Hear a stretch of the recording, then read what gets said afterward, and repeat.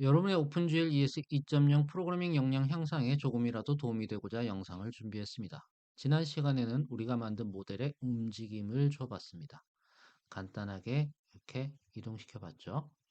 실제 움직임이라기보다는 움직여서 다른 모양으로 있게 만들어 본 거죠. 오픈GL ES에서 제공하는 움직임에는 이동, 회전, 크기의 세 가지 변화가 있다는 것도 말씀을 드렸습니다. 합쳐서 트랜스폼이라고도 하죠.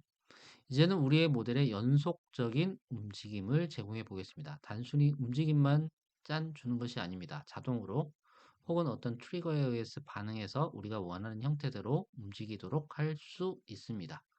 말 그대로 모델이 애니메이션을 하도록 만들어 보겠습니다. 오늘은 간단한 움직임만 줘 보겠습니다만은 다음 시간에는 더 다양한 방식으로 움직임을 제공해 보도록 하죠. 빠르게 시작해 보겠습니다.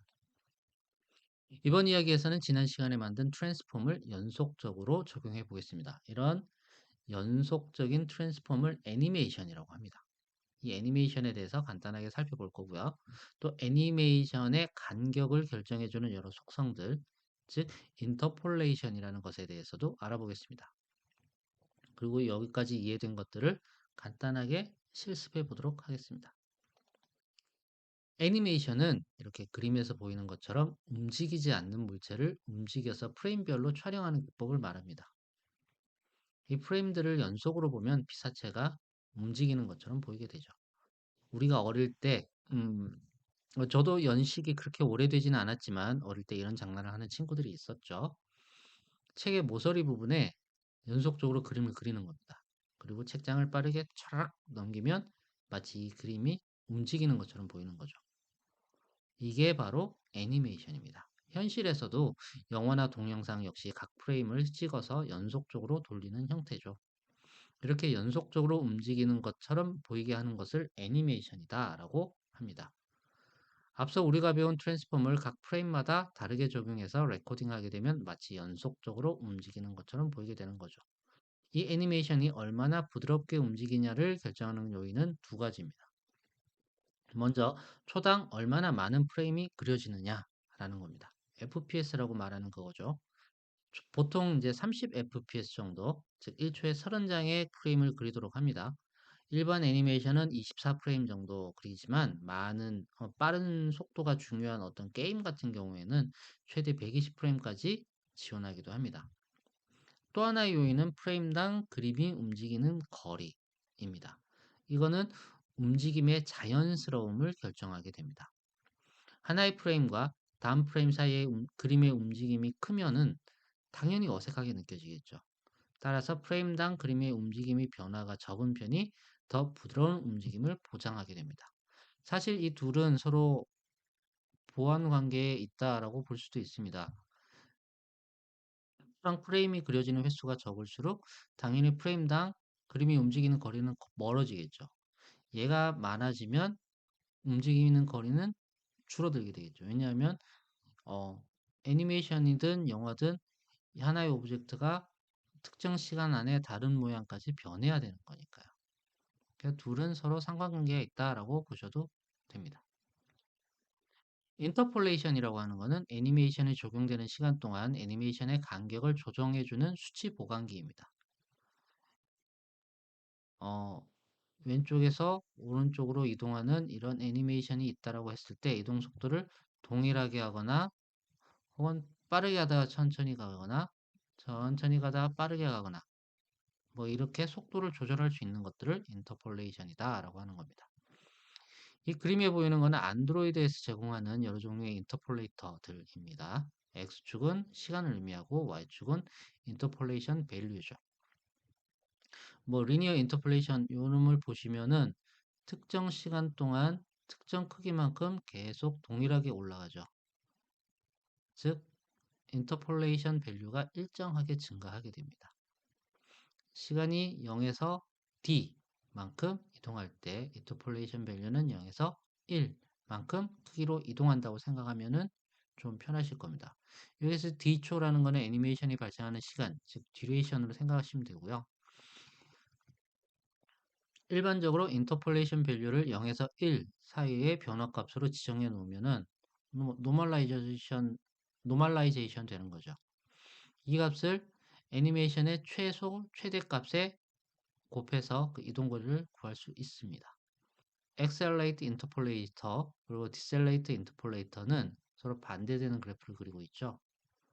뭐냐면 얘는 처음에는 느리다가 점점 빨라지고 얘는 처음에는 빠르다가 점점 느려지는 이런 형태의 그림을 가집니다. 뭐 accelerate, decelerate, interpolator 같은 경우는 느리다가 빠르다가 느리는 얘와 얘를 합쳐놓은 듯한 그래프를 가지게 되죠. 이런 식으로 여러 가지 종류의 인터폴레이터를 만들 수도 있고 또 안드로이드에서는 직접 제공도 해주죠. 우리가 사용하는 Qt에서도 물론 제공해 주는 것들이 있습니다. 이제 실제 구현으로 들어가 보도록 하겠습니다. 오늘의 실습은 매 타이머마다 회전각을 0.1도씩 키워서 회전시키는 것을 해볼 예정입니다. 뭔 소리냐? 앞서 우리는 로테이션을 45도만큼 혹은 30도만큼 로테이션을 시켰잖아요. 얘를 타이머가 들어올 때마다 0.1도씩 증가시켜서 천천히 돌아가도록 만드는 겁니다. 그러기 위해서 먼저 타이머 이벤트를 처리할 수 있도록 이 타이머 이벤트라는 함수를 사용을 해야 될 거고요. 시간 정보를 가져오려고 QBasicTimer라는 클래스도 사용을 할 겁니다. 타이머를 사용하기 위해서는 타이머라는 건 일단 이벤트죠. 이벤트이기 때문에 특정 시간마다 타이머 이벤트가 발생을 하고 그 이벤트를 전달해 주게 됩니다. 그 이벤트를 받아서 그 이벤트를 받을 리시버가 있어야 되는데 그 리시버 역할을 하는 애가 바로 이 타이머 이벤트라는 함수입니다. 얘는 q 타이머 이벤트라는 타입을 인자로 받게 되는데요. 이 함수를 일단 오버라이드 해줍니다. 그리고 시간 정보를 사용하기 위해서 q 베이직 타이머라는 것을 사용을 하는데 얘를 인클루드 해주고 타이머를 사용할 변수를 하나 선언을 해줍니다. 마지막으로 몇 도나 회전시킬지를 저장하기 위한 앵글 값, 회전 각도를 저장하기 위한 변수를 선언해 줍니다. 여기까지 트라이앵글 위젯점 헤더 파일에서 해야 되는 작업입니다. 자, 바로 실습으로 들어가 보도록 하겠습니다. 지난 시간에 작업했었던 코드죠. 여기에서 트라이앵글 위젯점 헤더 파일에서 먼저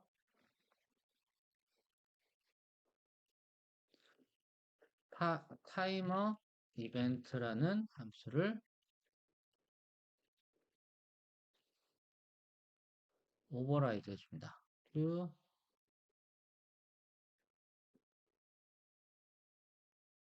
그리고 프라이빗 함수로 QBasic 타이머를 선언을 해준다 그랬죠.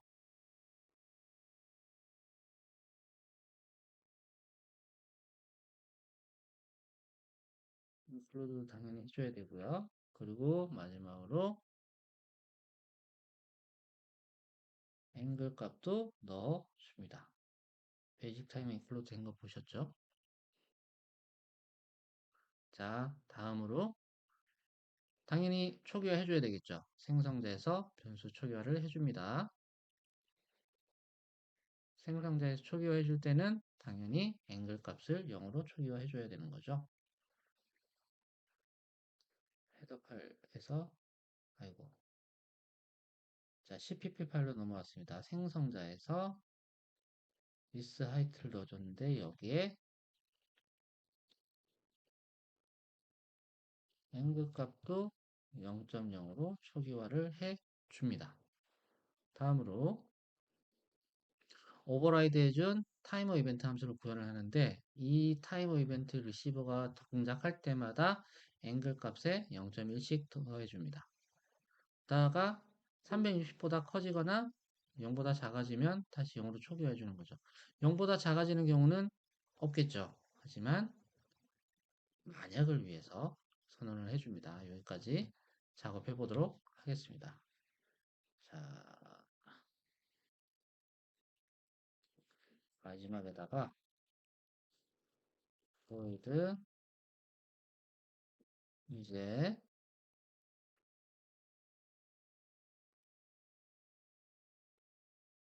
이벤트 q 타이머 이벤트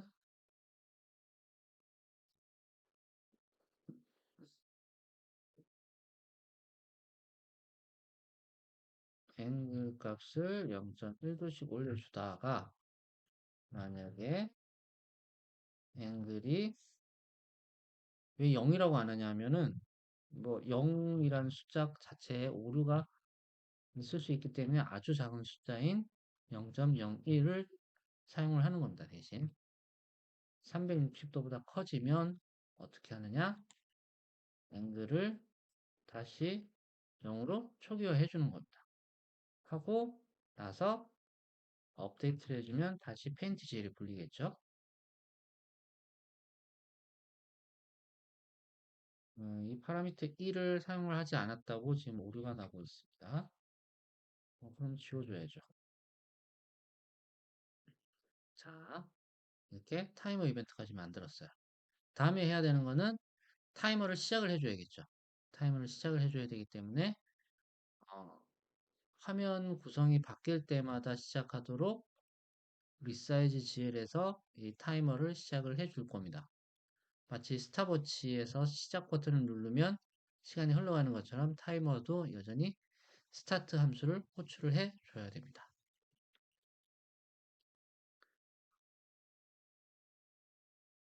이 함수를 호출하는 부분은 어디든지 사실 상관은 없어요. 어디든지 상관은 없긴 한데 initialize GL이나 resize GL에서 시작할 수 있도록 해도 되지만 화면이 사이즈가 바뀌거나 할 때마다 다시 시작할 수 있도록 resize GL에 집어넣는 것으로 저는 해보도록 하겠습니다.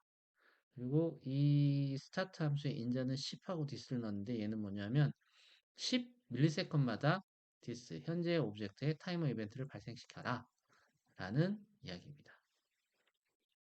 자, 말씀드린 것처럼 resize GL에서 공간을 만든 다음에 start c this 이렇게 해주면 공간을 만들고 스타트 함수가 바로 호출이 될 겁니다. 그 다음에 회전각을 페인트 GL에서 회전각을 앵글 값으로 바꿔주는 거죠. 자, 페인트 GL 볼까요? 우리는 로테이트 앵글 값을 45도로 해놨죠. 얘를 뭘로? M 앵글 값으로 바꿔주는 거예요. 그럼 어떻게 되느냐? 실행해 보도록 하겠습니다. 네, 돌아갑니다. 잘 돌아가고 있습니다. 초당 한 바퀴씩. 초당 10ms마다 0.1도씩 올라가는 거죠. 그러면 1초면 몇 도씩 올라갈까요? 열심히 돌아가고 있습니다. 이렇게 돌아가죠. 오늘은 타이머를 사용해서 몇 시간마다 발생하는 이벤트를 이용해서 계속적으로 움직이는 애니메이션이라는 걸 만들어 봤어요. 간단하게 지난 시간에 만든 코드에 타이머 이벤트만 넣어서 계속 움직이도록 했는데도 뭔가 생동감이 넘치잖아요. 이렇게 연속적인 움직임을 만들어주는 것을 애니메이션이라고 합니다. 간단한 애니메이션을 여러 개 연결해서 복잡한 애니메이션을 만드는 것도 물론 가능합니다. 오늘은 오브젝트를 직접 움직여서 애니메이션을 해봤습니다. 다음 시간에는 오브젝트 전체를 움직이는 것이 아니라 오브젝트를 구성하는 정점을 움직여서 애니메이션을 만들어 보도록 하겠습니다. 그럼 다음 시간도 기대해 주세요.